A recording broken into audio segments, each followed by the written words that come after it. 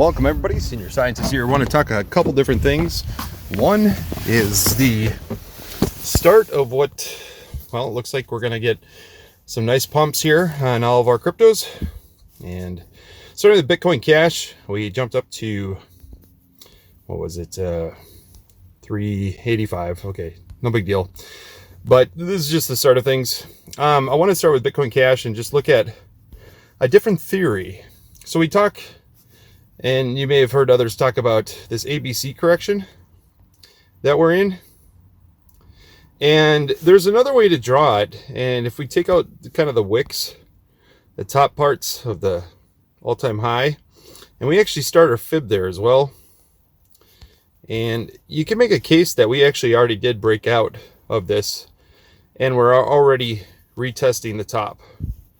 So you see we have our A, B, C, and we actually already did come out, and now we're testing the top and about ready to launch out of this. And the target then, if we do it this way, it would be adjusted. It would make more sense to me right now. So if we take the all-time high on the wick, then that does two things. One, it places us still underneath this line of resistance, and that may be the case as well. If that's the case, and we start the fib at the top peak here, it puts our 618 at $50,000. Okay, but if we start it here instead, okay, and we draw this line of resistance and we cut out basically these fake outs, right? Then we actually have come up above that, and we're actually doing what we thought we would do when we break out, whenever that, like, in other words, if we draw it here, then the assumption is that we'll come up here and then retest the top for a while and then go, okay? So to me, this sure looks like it's testing the top of something, right?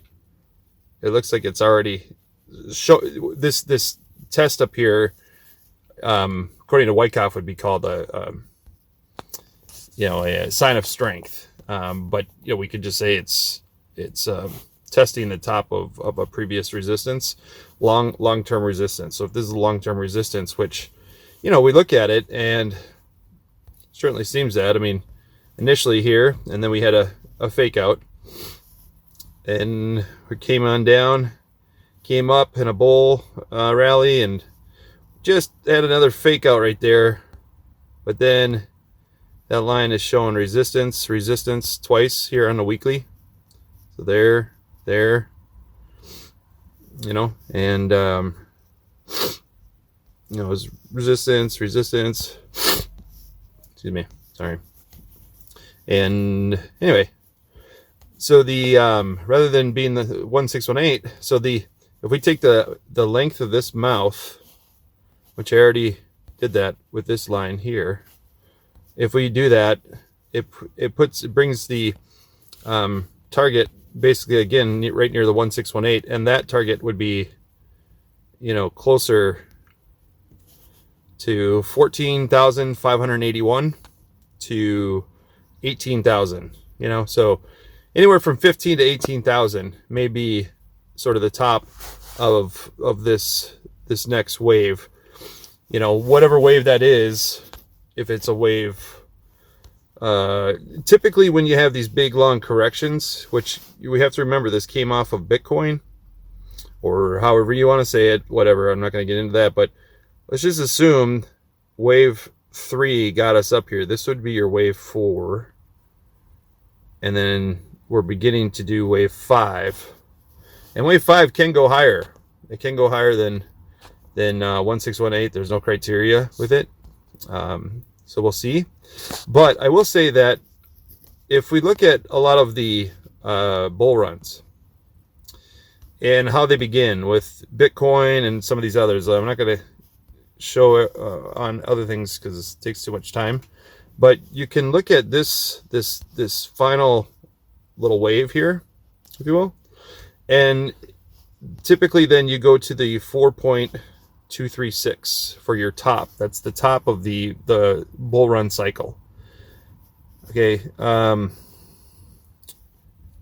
Let's see here. Where is it? What do I do here? That's not what I wanted. Where are my drawings? What happened? Come on there. Oh, I moved it over. Okay. So the 4.236. So if we draw a fib on this, come down. Okay. Let's make that a different color. Let's make it blue. Oh, it's too dark. Let's make it teal. Okay. So the yellow is our overall, and the teal is the fib on here that we typically go to the 4.236. And isn't it funny how close the 4.236 is to the 1618? So we might overshoot that a little bit. And that also converges with the top of this. Sorry, I drew that wrong right there. So maybe around 14,000, 15,000. That might be the top of this bull cycle. And then we might come down, let's just say we start taking off there. We might get up there and then have a big correction back down, and start our new cycle from this point. So that's just another theory. Now, one other thing I want to point out, if you stay with me this far, is something that nobody's talking about. I don't know why. So everybody's talking about Cookie. So I have a couple favorites of mine, and one is Cookie DAO. And I know Caesar Gets Crypto has been on that, so that's cool. That's awesome. That's cool. Because I think Cookie DAO is going to do really well. But the other one that nobody's talking about, and you should even just check this out on your own. Because for me, I'm going to sign up and start using it. I see a very actual practical use case in the real world for Kaito. Kaito solves, or is attempting to solve, a lot of challenges that we all face, and we all need it. And it has to do with using AI. It's right now on the Solana chain, and it's using AI to attempt to show you truer content. So right now we're being inundated with content, and we don't even know what's true and what's not. And this AI uses a series of algorithms and a lot of consensus in order to try to promote that. Also, according to the white paper, and if you go on the website, again, you can sign up for all this.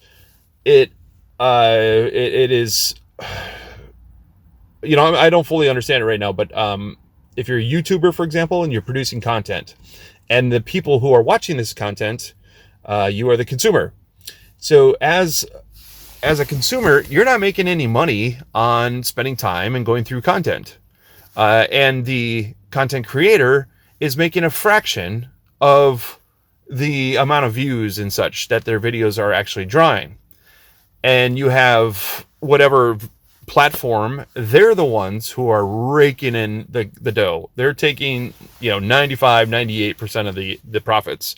And Kaito offers a solution to cut that out, and not only take the money, and it's able to by using AI and such, it's able to not censor anything, so there's no censorship with it, but it also rewards content creators, and it rewards the consumer. How about that? So your time that you spend on whatever things that you're interested in, that is what's dictating the market. Okay? It's that relationship between the content creator and the consumer that is driving the market. And that's what Kaito looks to solve, is that is establishing that market based on consumer and creator needs. I mean, right? Isn't that great? Because right now, for example, so it's basically Google for Web 3.0. Okay, so you basically right now have, Google or whatever. They're the ones establishing the market. They will tell you what you should see. You'll type in something, it will provide you with what it wants you to see. Kaito solves that. So the chart is unflippin' believable. I have, I really think this thing is going to go up to the 2.618 or something about around those lines. Even higher than that. So I really think this thing could top out well over $100. And if you look at how much they've already raised on the project, so they raised something like, initially like $85 million. And you look at the market cap right now. So the market cap, so we have 200 million, fully diluted, 820. Okay, I thought it was 84 million, something. They've raised a ton, and then all the people who own the coins right now, if you look at how much cash they have, I can't remember where I was looking at this, but I was doing some calculation, and it seemed like they have more cash than the price of the coin itself. I'm not sure now looking at this. Anyway, check out Kaito. Please check it out. I really think, I think Kaito's going to do really well. I'm really interested in it. The more I look at it, I'm like, man. And so I want to go sign up for that. You should just check it out. Check out the website. Go sign up. Once you start doing that, and you're actually using some of these cryptos, you see the value in them way before everybody else.